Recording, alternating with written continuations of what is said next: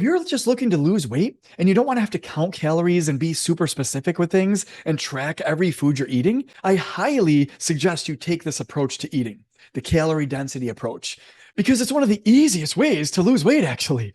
I didn't even count my calories and I lost 30 pounds in 3 months eating this way. Not all food is created equally. Simply put, if you start using the calorie density approach to eating, you're going to be able to reach your weight loss goals way easier than before. In each of these foods on my counter, there contains 90 to 100 calories. In 1.5 Oreos, in 11 potato chips, in 1 banana, in 1 big apple, in 1 medium-sized purple potato, in a whole container of spinach. There's only 70 calories actually. In 1 little mini Rice Krispie treat here, in a half of a mini bagel. That's not even a full-size bagel. 100 calories in the granola bar, a handful of popcorn, a little bit of walnuts, 6 crackers. I'm going to share a couple of charts with you really quick so that you really understand this principle. So this is the calorie density chart, and it's broken out by calories per pound. Well, towards the top of this chart are mainly whole, natural, plant-based foods primarily, which are naturally more nutrient dense and more calorie light. You're going to notice leafy greens are at the very top at 60 calories a pound. And then the more simple vegetables like carrots, broccoli, cauliflower, cruciferous vegetables are more towards 100 to 200 calories per pound. Fresh fruits are also very low in calories and contain tons of vitamins and nutrients. Whole grains such as rice, oats, bread, potatoes, cereal, pastas, those are the next most calorie light on the calorie density chart. Beans and legumes, they're the next least calorie food. And then as we keep going up the chart, it starts to transition into meat and then processed foods, which is where most people run into trouble. Highly processed and refined breads, pastas, rolls, bagels, muffins, pastries, those are nearly 2, 3, 4, 5 times the calorie density as vegetables and whole grains are. You keep going down this list and you start to see cheese and cookies and potato chips. They're nearly 6, 7 times as calorie dense as these other foods. Keep going to candy bars, donuts, cookies, pastries, very heavy in oil and fat and sugar, and they're nearly 8, 9 times the amount of calories compared to vegetables. Seeds and nuts have lots of built-in oil, and so naturally they are very, very calorie dense.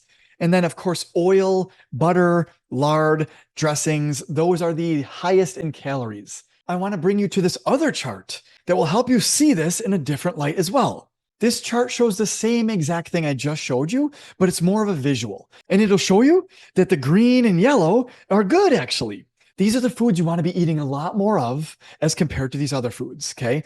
Beginning with meat, you want to start paying way closer attention because these types of foods are super high in calories and much lower in nutrition.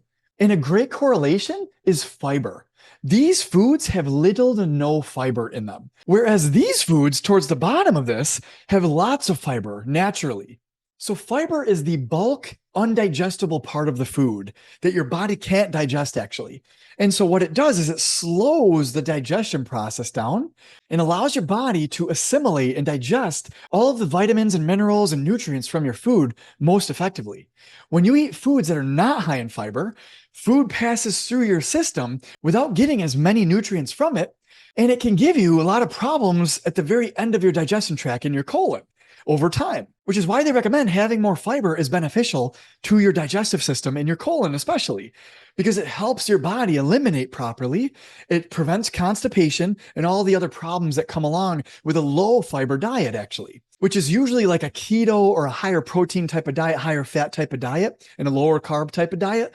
Those types of diets often lead people to having digestive problems and colon problems down the line actually. Well, if you simply start eating with the calorie density approach, it naturally brings you to fruits, vegetables, whole grains, and beans and legumes, primarily as your food source.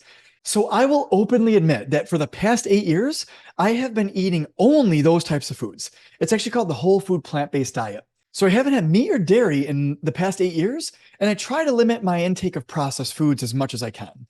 I try to eat the whole version of the food as often as possible, but if I'm in a crunch, I will go to a processed food just out of convenience. But generally speaking, if you take an 80-20 approach, what that means is 80% of your foods can come from fruits, vegetables, whole grains, and beans and legumes. Spinach and leafy greens being the lowest in calorie density, you can eat a ton of those without having to worry, in other words, about putting on weight. In fact, it would be nearly impossible to gain weight by eating only spinach because for the amount of spinach you'd have to eat in order to gain weight, you'd be sitting on the toilet all day long. Now, there's one more chart I want to share with you really quick. And this chart shows you what calories actually look like in your stomach. And this has to do with the fiber idea that I shared with you earlier in this video. See, oil, butter, cheese, meat, all of those don't contain any fiber. Therefore, when you're eating them, there's not a whole lot of bulk in your stomach, actually. In fact, oil, there's no bulk. It's almost like you're drinking water, but it is loaded with fat and calories. So, in other words, you're going to be starving still, even having 500 calories of oil. That's why fried foods are so bad because they're just loaded with empty calories and it doesn't fill you up, actually, it doesn't satiate you.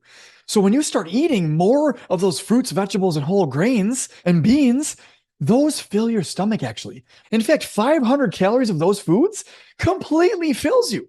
It's hard to eat more than that. I've been trying to bulk up and put on muscle and weight eating this way, and it's actually a challenge. It's really hard to eat that much good for you food, actually. Like your stomach has to stretch, actually, to eat that much to bulk up on this type of diet. So it's not necessarily ideal if you want to be bodybuilding or putting on lots of muscle. However, you can do it, and you could feel amazing doing it as well, which is why I'm doing it. But it all comes down to your specific goal and whatever you're after. So if you're just looking to lose weight and you don't want to have to count calories and be super specific with things and track every food you're eating, I highly suggest you take this approach to eating, the calorie density approach, because it's one of the easiest ways to lose weight, actually.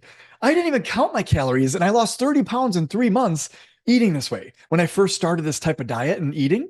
And I've learned a lot more since I've started it like 8, 9 years ago. But I've helped hundreds of people lose weight. And this is the very first approach that I want to teach people so that they can start to reach their daily calorie ceiling number, their DCC number, a lot easier. And without having to starve themselves and feel like they're still hungry after eating a certain amount, right? It all has to do with calorie density and fiber, as we spoke about. So try this approach out for yourself. Let me know what you think in the comments below.